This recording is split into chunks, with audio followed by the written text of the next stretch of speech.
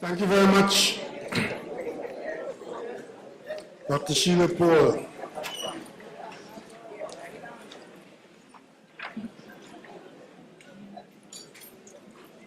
Good evening, everyone.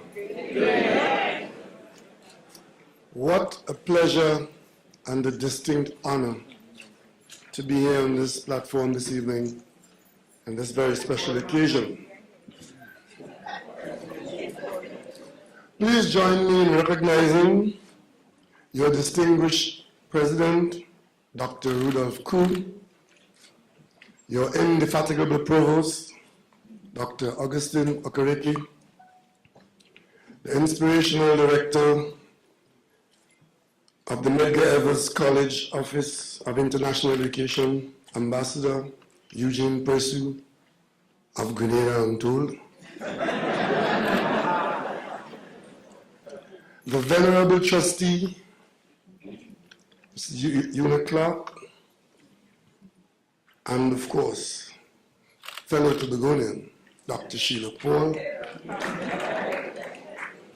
honorees, faculty members, students, other distinguished ladies and gentlemen, and I'm sure I heard a child earlier on, children. Allow me to express my sincerest appreciation to your President, Dr. Rudolph Koo, for inviting me to deliver this keynote address at this historic Medgar Evers College Inauguration International Education Awards presentation ceremony. I'm deeply humbled and honored to be offered such a privileged position for such a very special occasion in what is really a special university in a special place called New York.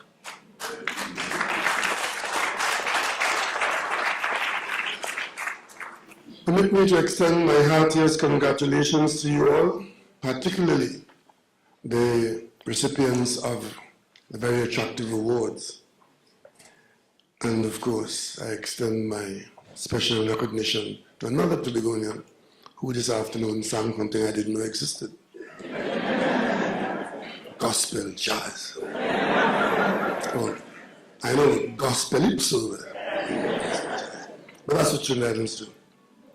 Your community spiritedness and spontaneous generosity in contributing to the goals and ideals of this pioneering Medgar Evers College, its international education outreach initiative, have come at a pivotal milestone in the life of the college and must be warmly and magnanimously applauded. You have done your community, the college and the entire community, well, and you've done them proud. I can see the face of Medgar Wiley Evers smiling gently, unenviably, enjoying the joy that goes with this occasion, thinking back at the origin and what this place could have been and what it has become. Congratulations are also in order to you, the distinguished executive and administrative personnel and faculty members who have been laboring in the vineyards for so many years. Consecutive years of unrelenting, committed, and conscientious service against monumental odds, and that is by any yardstick a remarkable accomplishment to be where you are tonight. What about a special round of applause for the Trinidad and Tobago diaspora? Anybody from Trinidad and Tobago?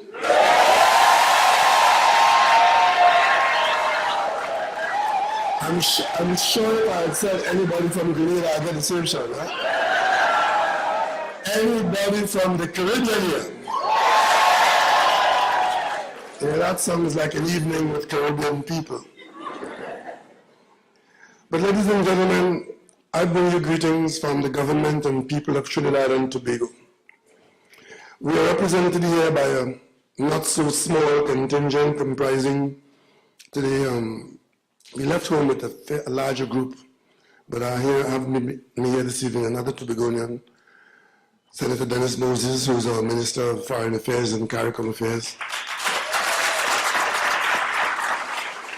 and some other staffers. And I also want to recognize the members of Trinidad and Tobago's mission here in New York, Many of them I'm seeing for the first time, but they're here representing the Caribbean as they represent Trinidad and Tobago. Only today, we arrived from Washington, D.C., in fact this afternoon, where we had the pleasure of engaging in very cordial and meaningful discussions with Vice President Joe Biden, Energy Secretary Ernest Moniz, and we did in fact have some exposure to a number of United States officials who had the responsibility of hosting a Caribbean and Central American Summit on Energy and Security. We discussed a number of issues of great interest to us: bilateral trade, hemispheric security, crime and lawlessness, climate change, the impact of the fall in oil and gas prices, and unfavorable effects in Trinidad and Tobago and the other societies of the Caribbean. And of course, the international response to that. And we couldn't have got together to discuss security without discussing the cold-heartedness of the atrocities of terrorism in the 21st century. These discussions will be ongoing as we seek to establish common ground upon which to overcome these social, economic, and political adversities. Upon deep reflection of the current state of world affairs, I have chosen to address you this evening on the subject of making the difference. Ladies and gentlemen, there is no doubt that today civilization is overwhelmed by unprecedented irregularities, daunting complexities, and seemingly irreversible conflicts and controversies, the likes of which seem to know no boundaries. Challenges of hitherto unimaginable and unquantifiable dimensions abound, some glaringly obvious, others lurking treacherously in the dark, waiting to pounce upon our societies, many of which lack the capacity or resources with which to confront the devastating assaults and their grave consequences. The measure of our success in arresting these concerted multifaceted threats to international peace and stability will be influenced by two factors. Firstly, the depth of our own appetite for knowledge, for truth, for wisdom and understanding. And secondly, the intensity of the passion with which we cultivate to comprehensively reject inept, misguided, and corrupt governance and ideologies, to replace them with leadership committed to the impregnable attributes of integrity, honesty, sincerity, and morality in public affairs. We want to be making the difference between shaping the society the way we know best, creating human conditions in which peace, harmony, equality of opportunity, and prosperity for all override all conflicting considerations, as opposed to settling for dismal levels of leadership which stand in the way of growth, development, and progress, debasing the dignity of man and condemning multitudes to a state of perpetual poverty. The choice is yours. Making the difference in reconfiguring a new world moral and spiritual order, where human rights and the welfare and well-being of all are given precedence over divisiveness and discord, where men, women, and children can engage in enriching, enlightening, and elevating pursuits, free from fear of those whose minds are enslaved by diabolically contrasting ideologies, those who seek to rain tribulation, tumult, and terrorism upon the brotherhood of man. The choice of making that difference is yours.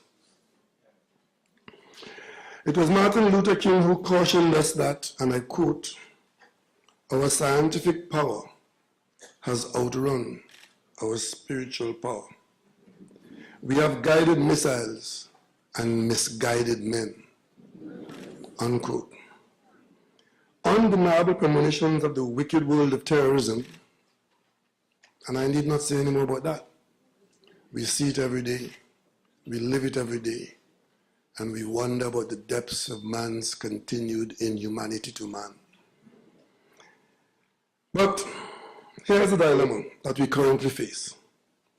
How do we reverse the trend of witnessing so many of today's world leaders letting us down? Being led in shame and disgrace, in and out of the precincts of local and international halls of justice, having failed to live up to the codes of conduct to which they swore compliance. In capitulating to such malpractices, they deny us the celebrated heights of human righteousness, heights so eminently epitomized in the outstanding stature of our most illustrious leaders, the Nelson Mandelas, Martin Luther King, Rosa Parks, Medgar Evers Wiley, and John F. Kennedy, among the few. Medgar Wiley Evers stood shoulder to shoulder alongside those civil rights leaders who dedicated their lives to the cause of freedom, the cause of dignity and personal fulfillment. He was a defiant pillar of strength to the growing educational, economic, cultural, and social foundations of the central Brooklyn community and New York City. An extraordinary exemplar in whose name we gather to honor and applaud these iconic awardees for their contribution to the noble cause which we so joyfully celebrate today. It is no secret that black colleges and universities were established in these United States of America, specifically to serve the educational needs of black Americans who for generations were denied admission to traditionally white institutions. Former President George Bush is quoted as describing the unique mission of black colleges in these words, and I quote, "At a time when many schools barred their doors to black Americans, these colleges offered the best and often the only opportunity for a higher education," unquote. Today, we take justifiable pride in the fact that graduates from these black colleges and universities included women of the caliber of Patricia Harris, former Secretary of the U.S. Department of Health, Education and Welfare, Mary McLeod Bethune, founder of the Cookman College, Krista McAuliffe, first educator to have ventured into space, and Leontine Price, world-renowned opera singer. We credit men of eminence like Thurgood Marshall, Supreme Court Justice, Louis Sullivan, Secretary of the U.S. Department of Health and Human Services, and of course, the indomitable Martin Luther King Jr., recipient of the Nobel Peace Prize, and W.E.B. Du Bois, sociologist, educator, and co-founder of the National Association for the Advancement of Colored People. Du Bois became the first African American to earn a PhD from Harvard University. Ironically, Dr. Du Bois, frequently quoted by one of our educators, Dr. Eric Williams, died on August 27, 1963, one day before Martin Luther King Jr. delivered his seminal discourse at the March on Washington, when he said, "I have a dream." This college is living that dream, and the dream is becoming reality.